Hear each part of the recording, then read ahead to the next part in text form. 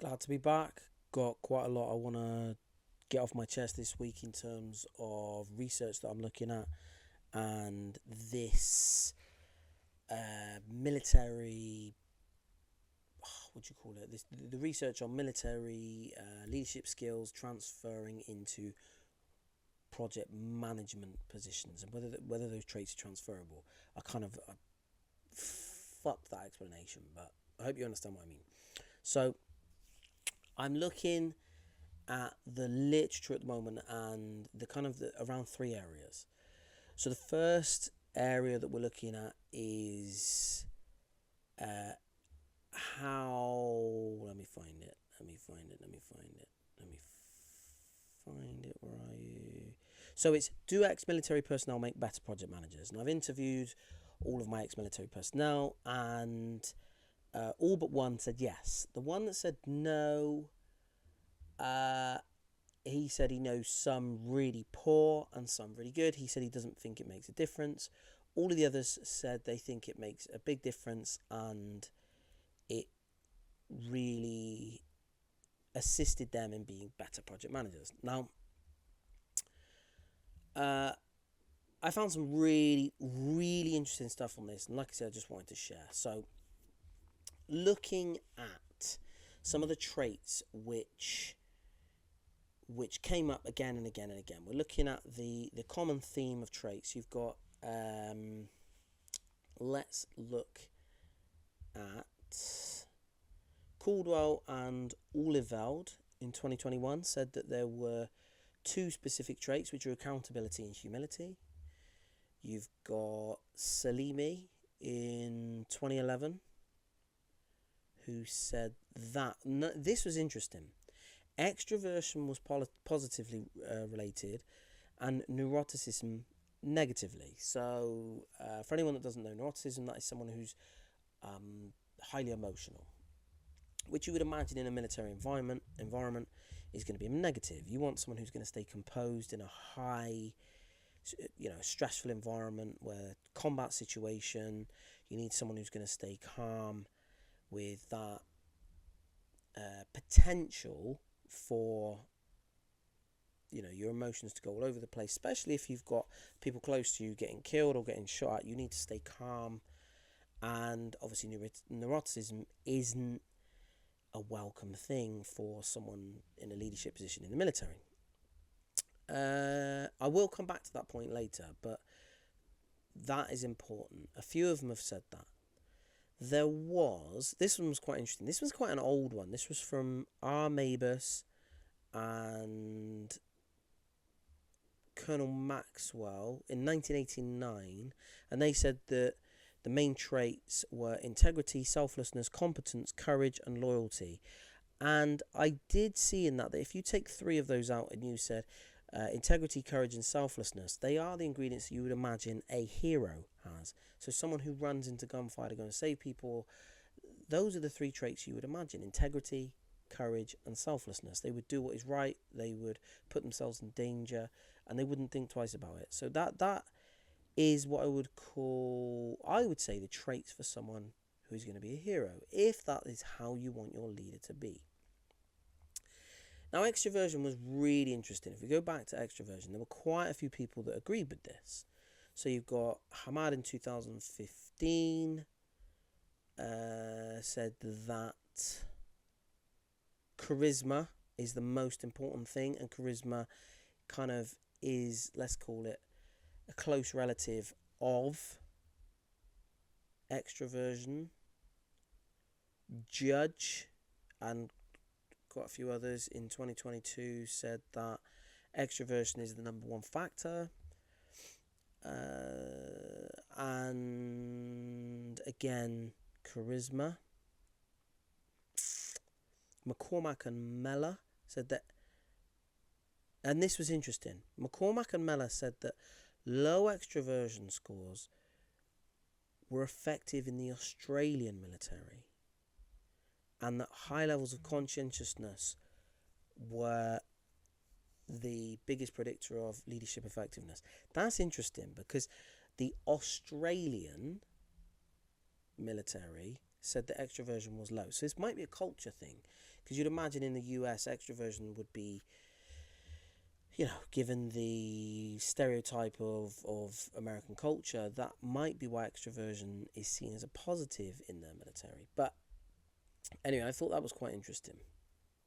Now, I'm not going to run through all the traits that have low impact, but what I did find very, very interesting is the amount of studies that were done towards traits that people would already have a bias towards in terms of leadership. So they're not testing traits of, let's say, patience or logic or, I don't know, paternal instinct. They're not testing those things.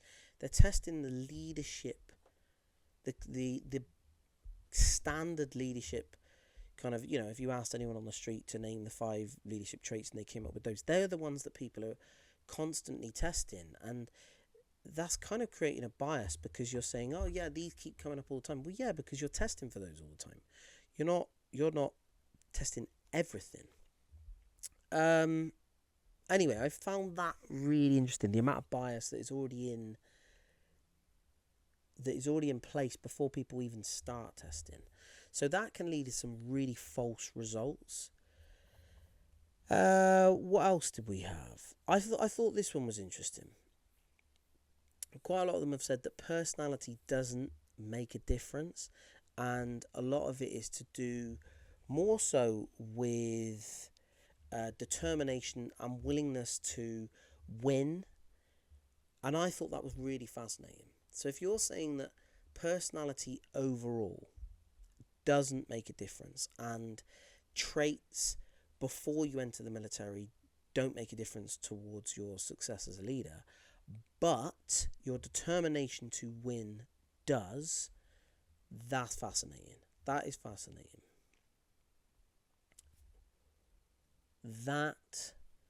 How do you teach someone to have that drive to win, to constantly want to win, make them competitive? That's quite a natural thing for boys. So maybe that's why boys generally make better leaders within the military, because they've got that natural competitiveness. It's just interesting. I found that bias came up quite a lot, to be honest. And even when I looked at, so next question I looked at were theme 2, which is, what do non-ex-military personnel lack in common as project managers as opposed to ex-military personnel? So we've been through what the ex-military personnel have as traits. We've looked at charisma, we've looked at extroversion, the ones I said, integrity, honesty, loyalty, all those things, courage, what you'd expect from someone in the military. Now, what's, again, super interesting is when you start testing leaders in a project management environment, are they testing for those things?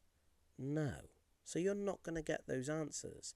They test for different things instead, which you would imagine, which you would kind of expect from a project manager in a business environment. So they're testing for organizational skills, and what else did we have? Let me have a look. They're looking at things like Myers-Briggs personality type, innovativeness, communication apprehension. So these are things that you would kind of imagine within the corporate environment, and that's what they're testing for. Now, here's what I would love to do.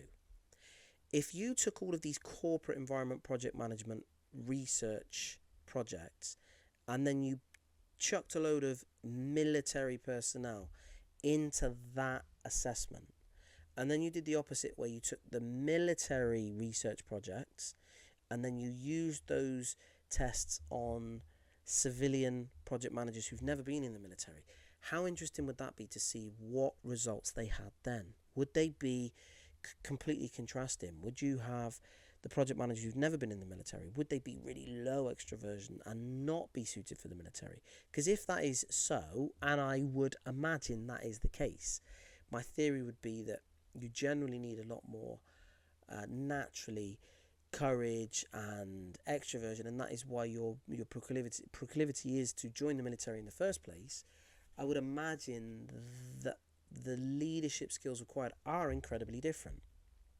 which would then go on to suggest that maybe those leadership skills and traits aren't transferable from the military to project management. But let's move on. Let's keep looking. So the results were super interesting. One of them was very interesting, and this one in particular by De Vries in 2018 said that extroversion was seen as a negative and neuroticism was seen as a positive, which is the complete opposite of military, because it's someone who is, it says here that extroversion is aligned with dishonesty, disagreeableness and carelessness. That's not what the military was saying. So again, that's very strange. Masood in 2018, Masood et al., they said that extroversion, they tested, what did they do? They looked at extroversion, neuroticism, openness to experience, agreeableness and conscientiousness. They concluded there was a significant relationship between extroversion, neuroticism and openness to experience and project success with timely completion. They also highlighted that there was no relationship between agreeableness and conscientiousness and project success. This completely contradicts the findings that De Vries found and instead aligns with the results found with successful military leaders. So you've got two completely contrasting research results there. Excuse me. And these are non-military based research projects. So really, really complete opposite ends of the scale in terms of results, which doesn't make sense. Then we've got the importance of leadership traits on project success. This was interesting.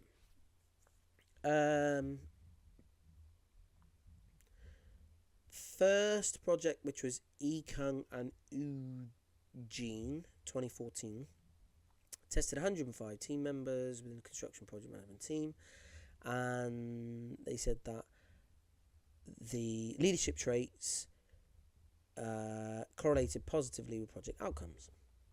There's another one which was Kirby 2023, said the same, but said that experience as a project manager was more important than leadership skills. So this one's saying experience is more important. The first one said that leadership traits are more important. So what Kirby's saying is you could have someone who's got incredibly good leadership skills, but he or she, apologies, I don't know whether Kirby's male or female, he or she would rather have someone who has project management experience than someone who is a natural leader to run that project. I can see that. I can see that in some ways. So as a project manager, it's not that important to be a leader. It's more important to have experience as a project manager, which would show that you don't need to be a leader to be a project manager. Which is, so why are you sending all these people onto leadership courses? Anyway, I digress.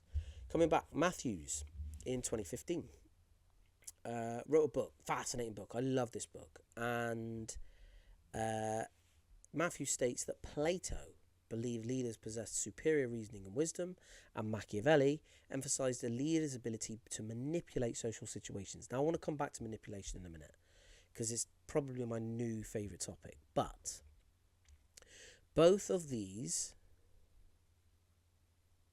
are innate traits, and they're not really something that you can teach someone on a leadership course. So what they're saying is, Plato and Machiavelli, that you can't really teach someone to have those leadership traits. You can teach someone to be, a good, well organised, and you can teach someone to, the technical skills involved. But if you look at the military skills that were required, and you look at the traits, honesty, that's not a learned skill. You can't teach someone that on a course. that is a personality trait. Integrity, conscientiousness, courage, loyalty.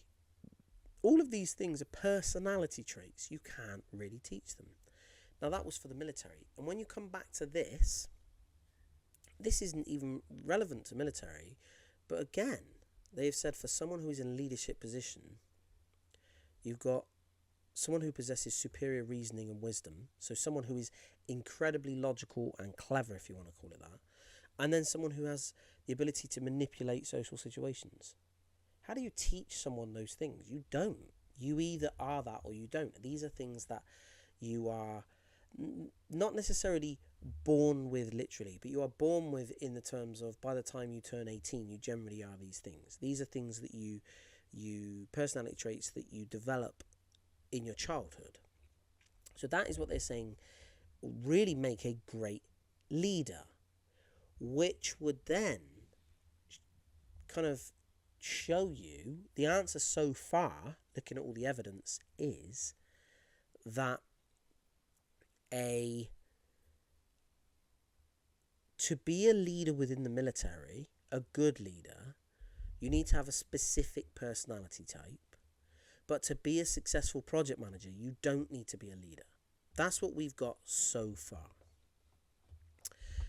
Muller and Turner, 2010, said that the attitude of a project manager immediately affected the success of projects.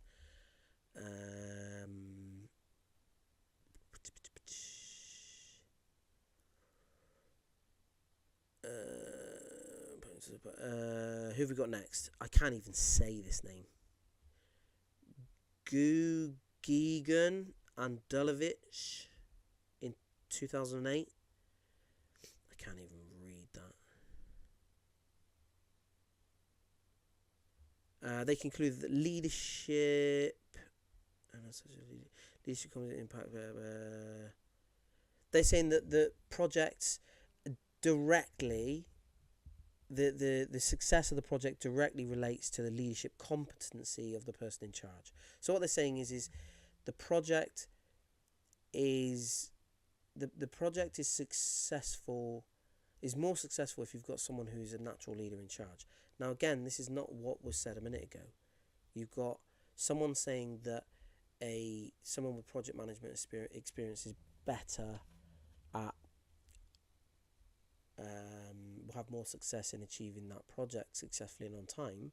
And then you've got someone here who says that the leadership competencies impact project success. Now, here is my opinion on this. If you take all of this research and put it together, the person in charge of the project needs to be a project manager and doesn't need to be a leader. But the person in charge of the project manager does need to be a leader. And they are not directly managing the project. So a project manager doesn't need to be a leader, they need to be a great manager. And the clue's in the name. Fuck me. Project manager, not project leader, project manager. The leader is in charge of the people that are in charge of the project. The project manager is in charge of the project.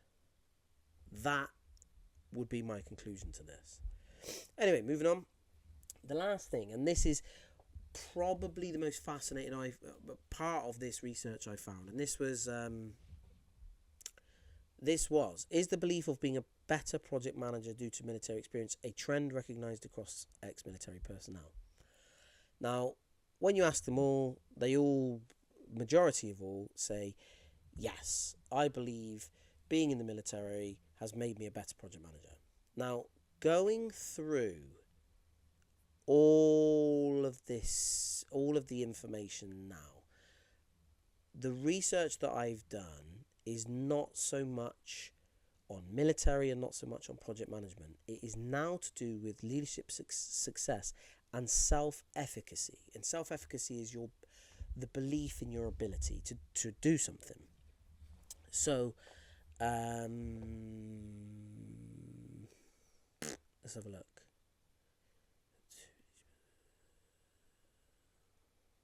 So Philip Michael Green, 2015, said that there's lots of military millennials as next generation leaders. He found that leadership traits of trustworthiness and dependability rank the highest among the traits required to be a great leader. But Here's the most important thing and the most interesting thing is that he said self-assurance or self-efficacy was a bigger indicator of leadership success than anything. Super interesting. Super interesting. That's in the military. So this is a bit of an old bit of research, but this is Bass in 1985 made a statement on leadership and said that true leaders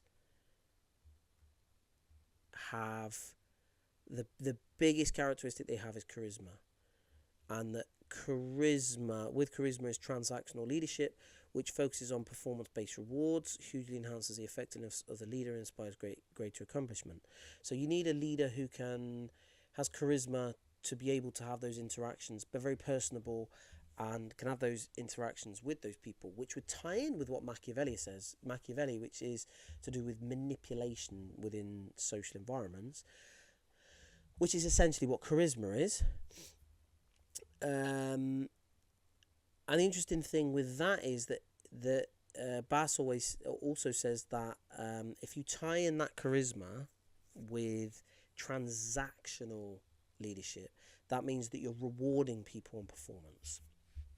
So again, I found that really interesting. Combs 2016 said the difference between introversion and extroversion was irrelevant, and that both can be successful, introverted leaders and extroverted leaders, and that introverted leaders possess qualities such as self-awareness, humility, and deep thinking, and a reflective nature, whereas extroverted don't so much. So they are different types of leaders, but they can be just as successful. Now, for me, I would say it depends on the environment, it depends on the project.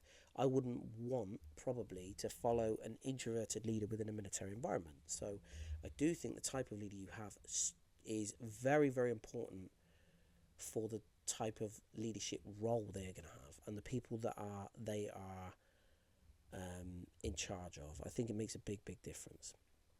There's a couple of others. So Franson 2015, or Franson et al. 2015, just a quick brief one that said that confidence, and this is quite obvious really, confidence is very relative to success and achievement. So the more you believe in yourself, there's self-confidence. So the more you believe in yourself, the more you achieve. Which leads me on to my final point.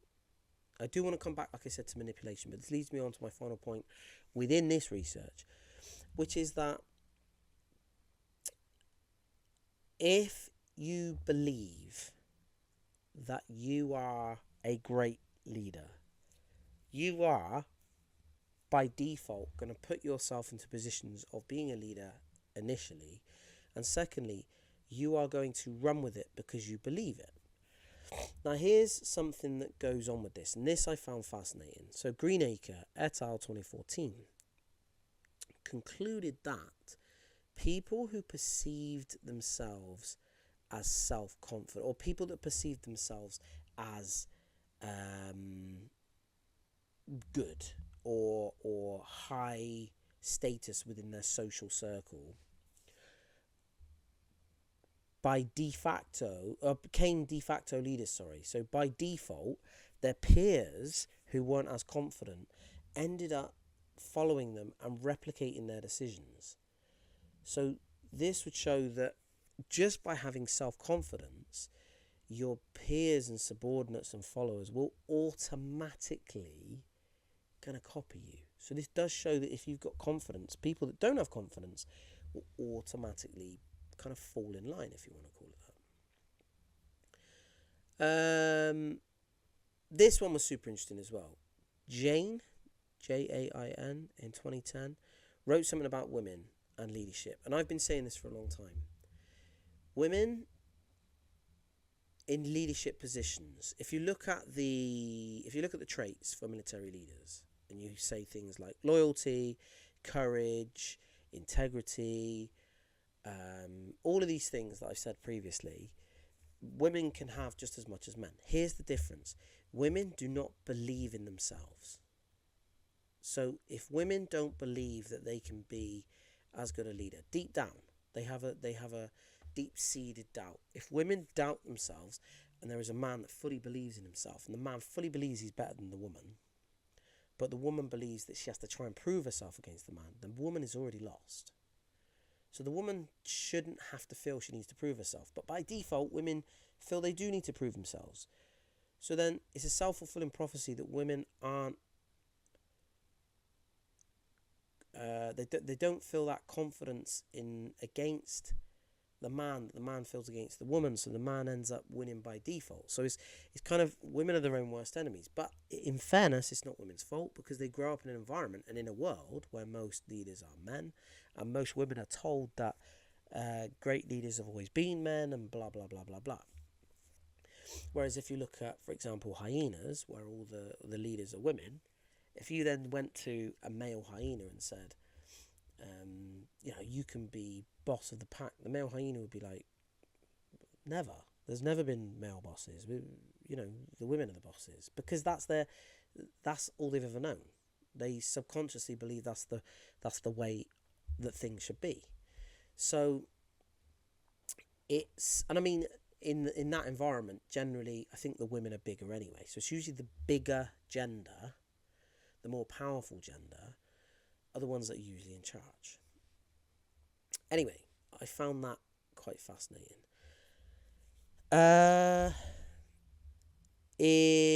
One of the key characteristics by Kirkpatrick and Locke 1991 was to do with, again, confidence and self-belief, because it helps you, or actually no, the key characteristics in terms of leadership success, and it was personal drive, motivation, honesty, integrity, cognitive ability, business knowledge, and finally confidence. And the good thing about the confidence is that this allowed you to believe that you were in the right place, and then because of that belief, you then were able to make decisions. You didn't get you weren't indecisive because you believed you were right. So someone who doesn't believe that they are there and that they deserve to be there and that they have the knowledge will be indecisive, and therefore make themselves worse leaders, because being decisive is a very important leadership trait. But to be decisive, you have to be confident. McCormick, 2001, said self-efficacy is the key cognitive variable in relationship to leadership effectiveness. That was it. Self-efficacy. And then Paglis 2010 said pretty much exactly the same. Self-efficacy will impact the collective efficacy of any subordinates, which will increase the success of the group. So it shows how important this is. This I love. Paunonen, 2006. Paunonen et al. 2006. Apologies, I don't know how to pronounce it. Paunonen. This is fascinating.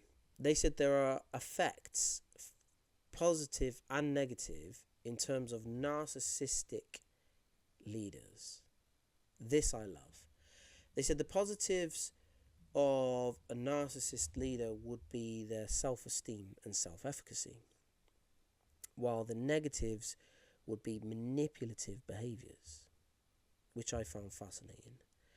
I've argued that manipulation is only a negative, or perceived as a negative, because a very high percentage of the time manipulation is used in a negative way. Whereas if manipulation was used for positive, in a positive way, it wouldn't be a negative. So a narcissist would always use manipulation for self-gain, to kind of manipulate the people around, to put themselves in a power of, to keep themselves in power, to win, to make themselves look good, blah, blah, blah, blah, blah. Now, what if instead you did have very good manipulative skills, but you never used them for bad. Now I look at this in a comic book type of style, and I look at or analogy, and I look at Spider-Man with Uncle Ben saying with great power comes great responsibility. Now what if manipulation was a power that some people have and some people don't? When you look in the comic books, how many arch enemies does every superhero have? Lots. Is it that there are, 15 heroes and three bad guys, if you want to call them that? No, it's always the other way around. If you look at Spider-Man, he has I can't remember any of their names now. He has Rhino.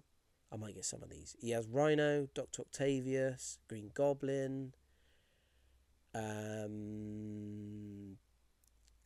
who else is there? The Sand Dude. Venom. Anyway, there's probably 10. So there's 10 bad guys against one. Let's just say there's 9 to make this easier. 9 bad guys for one good Spider-Man. That would show you that 10%, even in the comic books, 10% of, let's just say, people with superhuman abilities are using them for self-gain and using them for bad and using them for evil. I would imagine it's higher than that within reality,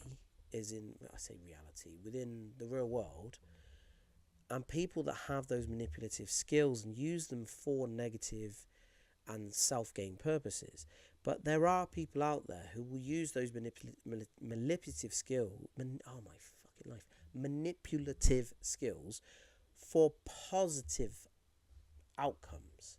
So, for example, someone who was involved in crime, if you manipulated them into believing it was a good idea to leave the criminal world and go to college and get an education and be a good stay-at-home dad and stop going out with the boys on the weekend and fucking around and all those sort of things. If you manipulated someone into doing that, why can't that be seen as a positive?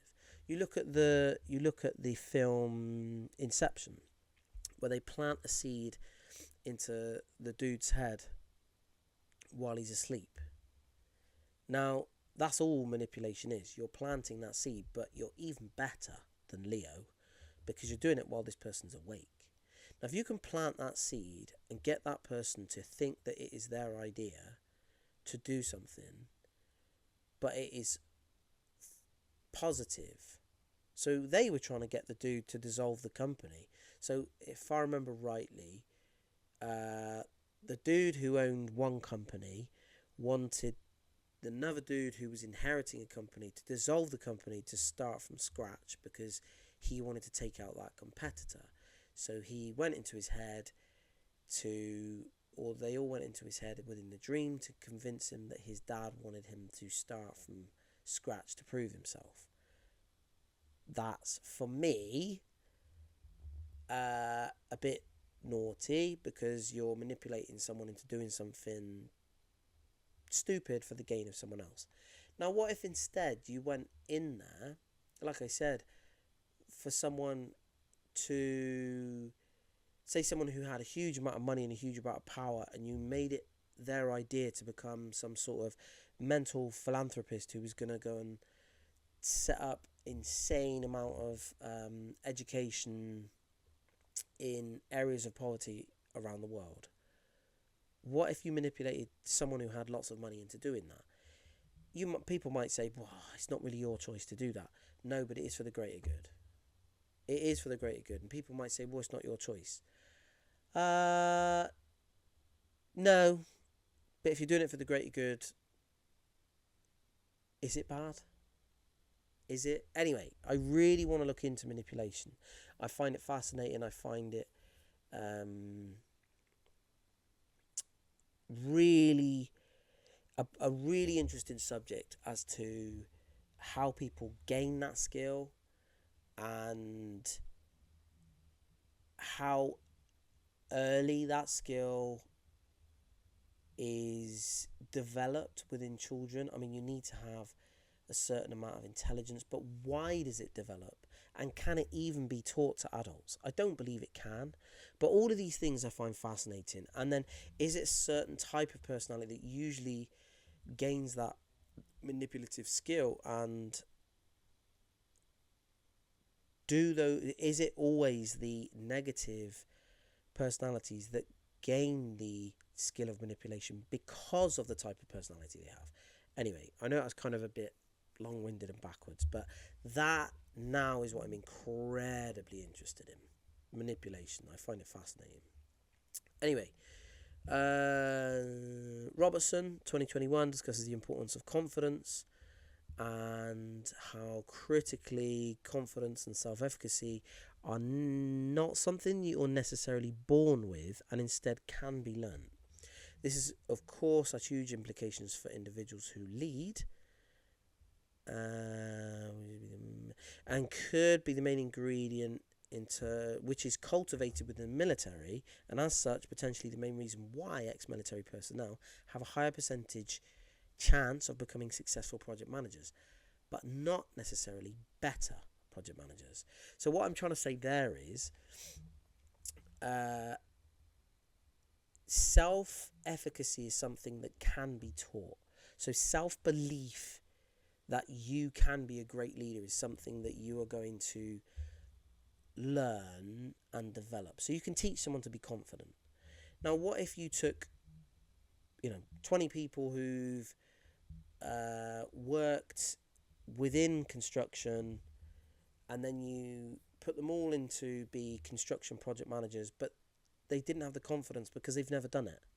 They've only ever done construction. They don't fully believe they have the leadership skills required to be project managers. Whereas if you take 20 ex-military personnel and you say to them, you are great leaders, you've learned all these leadership skills within the military, and we're going to turn you into project managers so that when you leave, so you're going to do all your qualifications, you've got no real work experience, but you believe that you are great leaders, therefore you're going to be great project managers. Say 10 of them believed out of the 20 that yes, I'm going to be a great project manager. That is going to do them, that self-efficacy that they gain from the military is probably going to mean that of the 20 ex-military, say 10 of those do make it as project managers. Of the 20 that came from the construction world, maybe only one of them believed that they were going to be a good project manager, and that one made it to be a project manager. So the chances of becoming a good project manager are probably higher for someone that has been in the military, because the ex-military believe that they are going to be better project managers, but that doesn't necessarily mean they are going to be better. You might have someone who's not ever been in the military, but their personality traits just make them better project managers.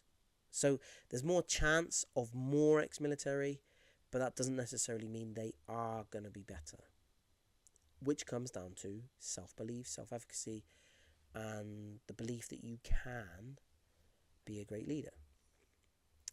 Anyway, that is all I wanted to talk about today. That is where I'm at. That is what I have been doing all weekend in my research. That is, I've been reading a hell of a lot, writing it all down, getting my literature review done. I've got 99 references so far, which is bananas. But yeah, I think at the moment, as most research projects do, it's given me 5 answers but 500 questions. It always gives you more questions than answers, but I'm loving it at the moment. I hope you found some of this enlightening and maybe opened up some little synapses within the brain, giving you food for thought, giving you little things to think about, and how potentially maybe it reflects in your life or how you might see it manifest in others. But yeah, super fascinating kind of research that I found so far. The interviews that I've done have been really revealing as well, um, and would match with the whole self-efficacy theory that the belief of being a great leader is what will initially give you success, and even believing that you can do it means that you're more likely to put yourself in that position. Not believing you can do it means that you're going to avoid that. So belief is such a massive, massive thing. Anyway, I'm going to leave it there. I hope you've enjoyed that, and yeah, I look forward to speaking to you again next week, and probably have a bit more of this to go through, and quite a few other things as well at the moment. There are so many things happening around the world in terms of leadership, football starting back. There's the UK government has just come into power. What are they doing with their power? Are they treading carefully? They're not making many ripples at the moment. The American election is just super fascinating as well. So yeah, a lot going on in the world. But yeah, cool. Speak to you soon. Hope you've enjoyed it, and have a good week.